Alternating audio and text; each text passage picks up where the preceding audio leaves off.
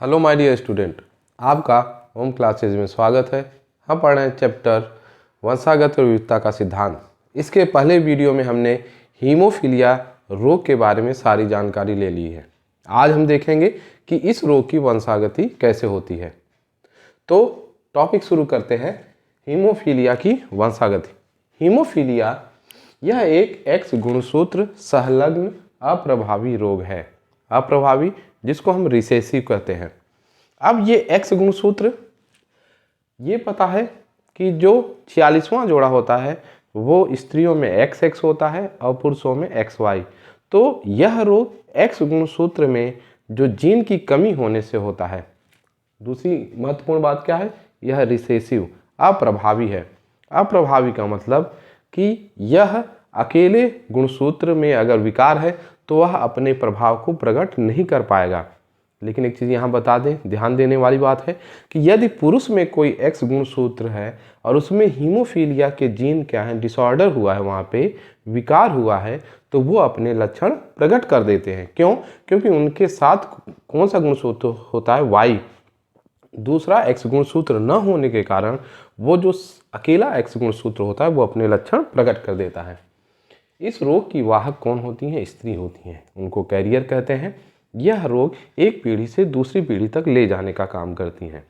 यहाँ एक चीज़ बता दें कि पुरुष इस रोग के वाहक नहीं होते। अब बात करते हैं केस नंबर 1 की। अब ये कैसे एक पीढ़ी से दूसरी पीढ़ी में रोग जाते हैं, यानी माँ बाप से उनके संतान में कैसे जाते हैं। तो यहाँ जो पहला केस है वो क्या है, स्त्री यानी जो फीमेल है वो क्या है, वाहक है, कैरियर है। और जो उसकी शादी किससे हुई, एक सामान्य पुरुष से शादी हुई।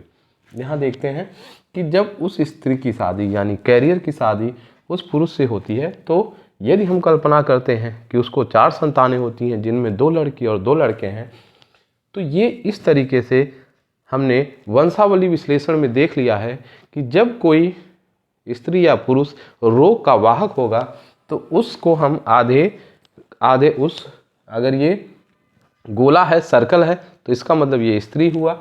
ये वर्ग है तो इसका मतलब वो पुरुष हुआ। उसको हम आधा रंग दे देंगे, रंग से भर देंगे, तो इससे ये क्लियर हो जाएगा कि वो क्या है, वाहक है।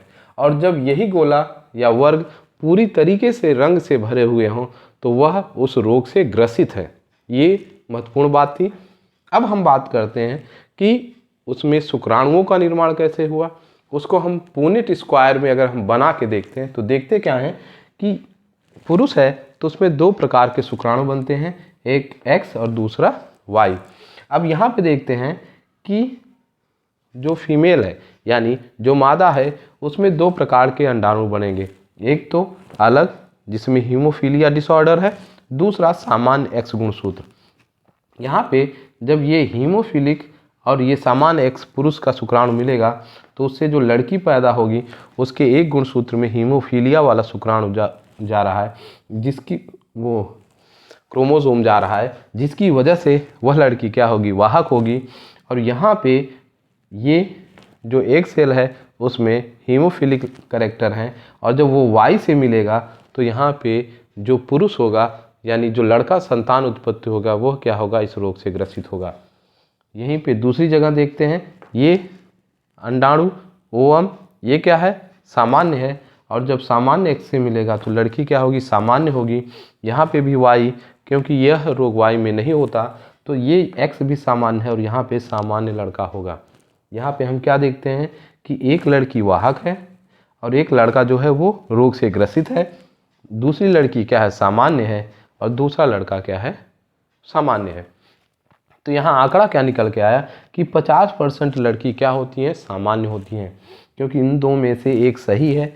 और 50% जो लड़कियां होती हैं वह इस रोग की क्या होती हैं, वाहक होती हैं। तो यह इस रोग की वाहक है। अब 50% जो लड़के होंगे वो क्या होंगे, हीमोफिलिक होंगे या हीमोफीलिया रोग से ग्रसित होंगे। तो यहाँ देखिएगा इन 2 में यहाँ पे हीमोफीलिया हुआ है, बल्कि ये लड़का क्या है, सामान्य है। तो 50% लड़के सामान्य होंगे। तो यहाँ देखते हैं ये वाहक है, एक लड़की सामान्य है, ये हीमोफीलिया से ग्रसित लड़का है और यह सामान्य है। तो इस तरीके से केस नंबर 1 को हम समझ लेते हैं। अब हम केस नंबर 2 पे आते हैं। केस नंबर 2, यह क्या होता है इसको हम समझते हैं। कि जब एक सामान्य स्त्री, जब यहाँ पे देखिएगा गोला है, इसमें कोई रंग भरे नहीं है ना आधा भरा हुआ है, तो वह स्त्री क्या होगी, सामान्य होगी। और यहाँ पे हम देखते हैं उसकी शादी किससे की जा रही है, एक हीमोफिलिक पुरुष से की जा रही है, यानी वह जो पुरुष जिससे उसकी शादी हो रही है वह हीमोफीलिया रोग से ग्रसित है।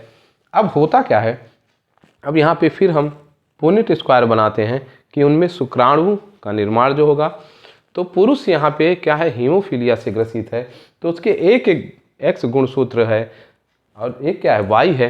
तो ये रोग किस में होता है, एक्स गुणसूत्र में, तो इसी वजह से ये क्या होगा, हीमोफीलिया डिसऑर्डर से ग्रसित होगा। जबकि यहाँ पे स्त्री क्या है, सामान्य है, तो सामान्य होने पे उसके दोनों जो अंडाणु बनेंगे वो क्या होंगे, समान एक्स गुणसूत्र लिए रहेंगे। अब इनको हम आपस में मिलाते हैं, तो जब मिलाएंगे तो देखेंगे कि जब पुरुष का एक्स स्त्री के एक्स से मिलेगा तो जो पहली संतान हुई यानी लड़की होगी वह क्या हुई, वाहक होगी, कैरियर होगी। जबकि आपको भी पता है कि जो दूसरा एक्स गुणसूत्र लड़कियों को मिलता है वो पिता से मिलता है। तो यदि ये पुरुष हीमोफीलिया से ग्रसित है तो वो सारे एक्स गुणसूत्र कहाँ जाएंगे, वो लड़कियों में जाएंगे। लेकिन जो इनमें लड़के होंगे, जो संतान लड़के होंगे, उनमें इस गुणसूत्र का कोई प्रभाव नहीं पड़ेगा। यानी अगर कोई हीमोफिलिक पुरुष है, उसकी शादी सामान्य महिला से की जा रही है, तो उसमें जितने लड़के होंगे वो सामान्य होंगे, उनमें कोई किसी के पास भी रोग का लक्षण नहीं होगा। इसी तरीके से नीचे देखते हैं तो यहाँ पे भी ये एक गुणसूत्र आ जाएगा शुक्राणु, और इस अंडाणु से मिलेगा तो लड़की क्या होगी, वाहक होगी। यहाँ जो दोनों लड़कियाँ हो रही हैं वो क्या हो रही हैं, वाहक हो रही हैं। दोनों लड़के क्या होंगे, सामान्य होंगे। तो इससे निष्कर्ष क्या निकला कि 100% जो लड़कियां होंगी इस तरीके के पेरेंट्स में वो क्या होंगी, वाहक होंगी, कैरियर होंगी, और 100% जो लड़के होंगे वो क्या होंगे, सामान्य होंगे।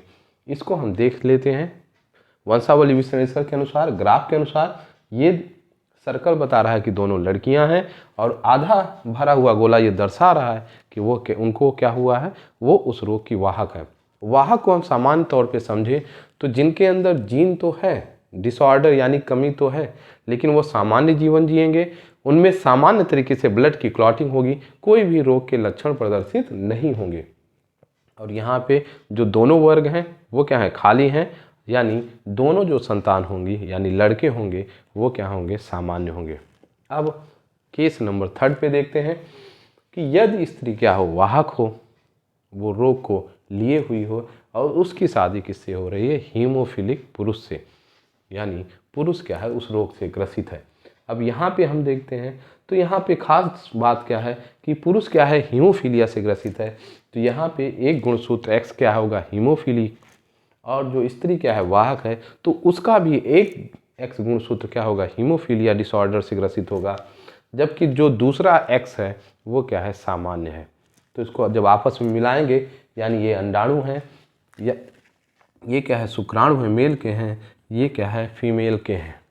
तो ये ओवम हुए, अंडाणु हुए, ये शुक्राणु हुए, जब आपस में मिलेंगे निषेचन के दौरान तो यह हीमोफिलिक एक्स गुणसूत्र और हीमोफिलिक दूसरा एक्स गुणसूत्र जब मिलेंगे तो जो लड़की संतान हुई तो वह क्या होगी, इस रोग से ग्रसित होगी।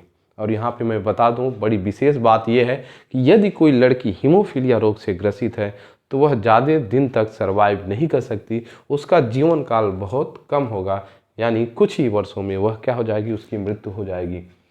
यहाँ पे फिर जो हीमोफिलिक एक्स है वो वाई से मिलेगा तो जो लड़का होगा वह हीमोफीलिया रोग से ग्रसित होगा। यहाँ पे जो अब यहाँ पे नीचे आते हैं तो ये स्त्री वाहक थी, तो दूसरा एक्स गुणसूत्र उसका क्या है, सामान्य है। तो वह जब हीमोफिलिक एक्स से मिलती है पुरुष के, तो जो लड़की हुई वो क्या हुई, वाहक हुई। और यहाँ पे देखते हैं कि ये वाई और जब सामान्य एक्स मिलेंगे तो वो क्या होगा, सामान्य लड़का। तो यहाँ देखिए क्या कि जब दो लड़कियाँ पैदा हुई उसमें एक क्या थी, हीमोफीलिया रोग से ग्रसित है, और दूसरी क्या है, इस रोग की वाहक है। जबकि लड़कों में देखते हैं, दोनों लड़कों में तो एक क्या है, हीमोफीलिया रोग से ग्रसित है, और जो दूसरा है वो क्या है, सामान्य है। तो यहाँ पे निष्कर्ष क्या निकला कि जो 50% लड़कियाँ होंगी वह हीमोफीलिया से ग्रसित होंगी, जो 50% और लड़कियाँ होंगी तो वो क्या होंगी, वाहक होंगी। इस केस में कोई भी लड़की सामान्य नहीं होगी। जबकि पुरुष में क्या होगा कि 50% क्या होंगे, हीमोफिलिक होंगे या हीमोफीलिया रोग से ग्रसित होंगे और 50% जो पुरुष होंगे वो सामान्य होंगे। तो यहाँ पे ये वीडियो कंप्लीट हो गया। आपको कैसा लगा ज़रूर बताइएगा। Thank you.